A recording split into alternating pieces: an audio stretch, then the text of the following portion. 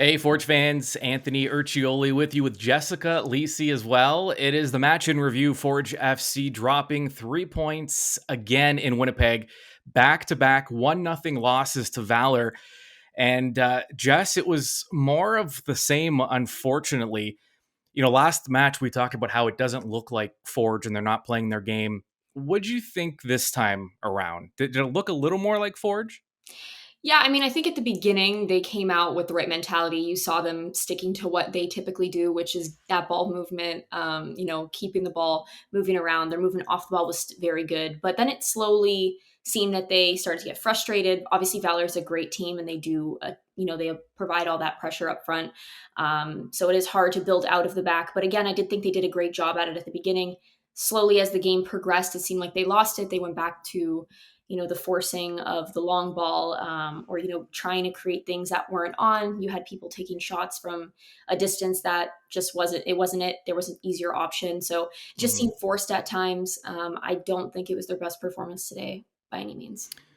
No, and I mean, you talk about uh, it was like I saw Bigfoot. I was looking at the stats and I was looking at the possession.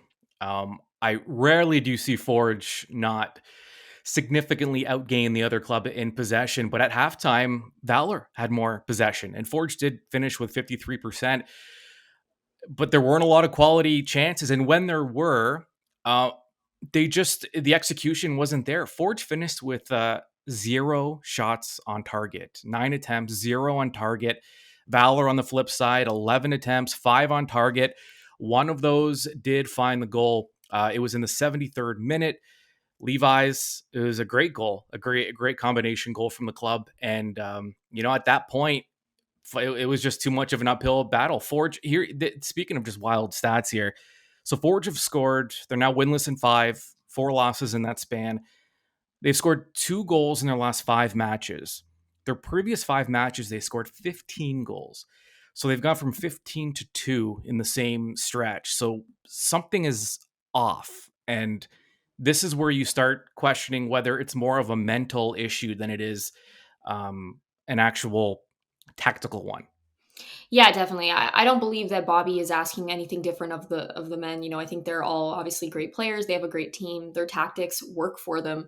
So I don't believe that it's necessarily a tactical change that's in their head and is throwing them off. I think it's just the execution of that, and it's very much getting in their head when it's not being executed correctly. Again, it's been 4 matches now that they haven't won. They haven't been able to do their usual numbers, so it's definitely frustrating as a player. Everybody wants to be the hero, which is when you see people taking shots from way far out when they should be passing a simple ball to somebody in a better position. So I do believe that it has something to do with mentality right now. They're throwing themselves off. They're psyching themselves out. They just have to remember what it is that they're good at and stick to the game plan. Eventually, they will gel. But it obviously is a really frustrating thing to go through as a player. Well, you made a good point when we were talking earlier when you said it's some teams just aren't used to struggling and aren't used to losing, and that can play some games with your head. Yeah, absolutely. Forge is definitely not used to struggling. They're usually the top dog. So to come out and again be winless in 4 matches is extremely frustrating. You try to figure out what it is. You try to be the problem solver, and at times it doesn't work out, and it just continues to be frustrating throughout the match. And I do believe that showed through their play today. Like I said at the beginning, they seemed composed and confident on the ball. Their movement was good. But as the game progressed and Valor was able to create, quality chances within that final third, you saw Forge fall off a little bit and go back to that forcing style out of desperation to really get one in the back of the net. Yeah, uncharacteristic turnovers. Some we were we pointed out earlier as well. Just a lot of attempts on long balls and some of these stretch passes that weren't really there. And that's not Forge's game. I mean, they're a possession club. When you see a club that doesn't typically play that long ball style of play, all of a sudden do it while they're struggling, you do wonder if it's a club trying to force things. And they could not have. I mean, they sent a message just with the starting lineup. They went with four natural attackers up top with Borges, Campbell, Pacius, Welshman, and Borges playing in the middle, which I thought he looked good there early. Eventually, they did change their tactics a little bit once they started making substitutions. But And you like Borges in the middle as well. Yeah, I do. I think Borges is a great player overall, but I think his strengths really show when he is in that middle role. He's very smart. He has great vision, and he's obviously got great feet. And he's very good at those long distance shots. So it is. I think that's a perfect place for him. He creates a lot when he's in there. And you have players up front that have a lot more speed than Borges that are able to bring a different thing to the match. So it's great to see Borges to be able to combine with those players and get a shot off himself or potentially play that through ball into players who are able to use their pace to get in behind the back line. Let's check in with head coach and technical director Bobby Smirniotis and some of his thoughts on the loss to Valor. Yeah, it wasn't a pretty football match all around. Kind of second game in a row. A little bit difficult to get a rhythm on this pitch. I guess it's proven to be a tough one for us over the last couple of seasons this year and going back into last year and the bubble games and so on, and just finding a rhythm with the ball moving, bouncing quite a bit. The opponent did a good job pressing, but that's not something we haven't seen before. I just thought, we weren't clean enough on the ball, and then, forcing situations. If you want to win games, you got to put the ball in the net. We haven't put the ball in the net today. It's come to a point where we've been scored on, and then we start showing a forceful effort to get to the opponent's goal. Why before that? Yeah, I'm not sure. It's a discussion we have to have with the players. But we had circumstances in the game where we could be there, we could do the right things, and we're just not doing it. And that's where we're not clicking right now as a team, and we need to do that. We started the game with, I think, about 30 goals on the pitch between the players that are there. So it's got to be better. And so you can see and hear some of the frustration from Bobby. And the fact of the matter is, I mean, Forge went into this 3-match road trip and came out with 1 point in those 3 matches. And not only that, but Valor and Forge are now level on points. Forge does have a match in hand. We might as well run through the table now. Atletico Ottawa, 40 points. They're in first.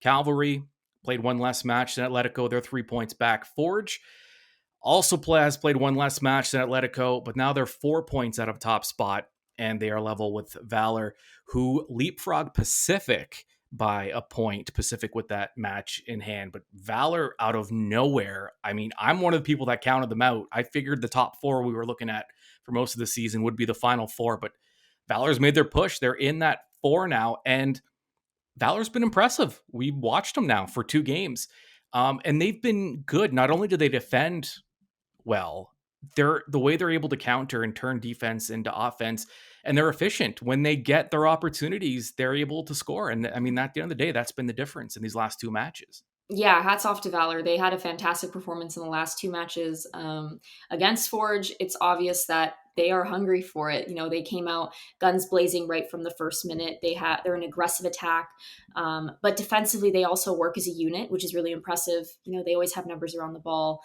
Their shape is good, so obviously in the offense role they are able to bury it. Even if they do have a ton of chances and they bury one, they are able to get at least one goal of their quality chances, which is obviously, as we've seen, it's not that easy. Sometimes you have all the quality chances and you can't quite bury one. So definitely hats off to them. They've definitely been performing and have earned that spot. And they won this match without their leading goal scorer, Dyer, who was suspended because of the 2 yellow cards last match. Dyer was sent off in stoppage time in the last match. So he got 2 yellows in stoppage time. The coach wasn't happy. And then Valor did it again. They got had a red card in stoppage time again.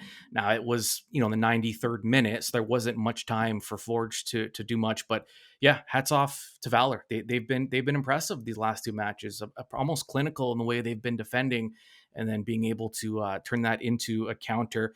Kyle Becker, Forge captain, not happy with the results and the performance of his club. Here is Kyle post match. Just with the recent form the club has been in, has it become more of a mental challenge at this point? Couldn't tell you. I don't know. Do you just have general assessment of the match today? Yeah, it wasn't very good. Yeah, so frustration from the captain, the coach, the whole club, and fans. I mean, it was a frustrating match to watch if you're a Forge fan. And on Valor's goal, which we already kind of talked about, but I just want to circle back to it because while it was a great sequence of passes and a great team play leading up to the goal. Forge, I don't know if they're just not used to defending as much as they have been the last couple of matches because they're always possessing, 55 to 65% of the match. But on this one, Forge could have probably done a little better to at least slow Valor down on this break. Yeah, definitely. It was a great effort by Valor. Obviously, Levi's it was a great finish. It was a great play. The give and go. It was very clinical. But on Forge's part, there definitely wasn't the effort that needed to be there defensively. He legitimately made his entire run without a mark. He was able to get into the 18 and get that ball back without any pressure to obviously finish it very well like he did. But definitely could have been better on Forge's part in putting effort on him on that give and go. The player that played it back to him, I'm not sure who it was, but the pressure wasn't there on him. And then obviously, again, he's in the 18-yard box. He can't have that time to just easily place a ball like that. Yeah, so Forge now, I mean, I guess the positive going forward, eventually they will have to put this game behind them, and they will. They return home finally. They host Cavalry on Saturday. They have, we're down to what, 6 matches here, 4 of them at home. They'll finish their last 3 matches of the season will all be at home.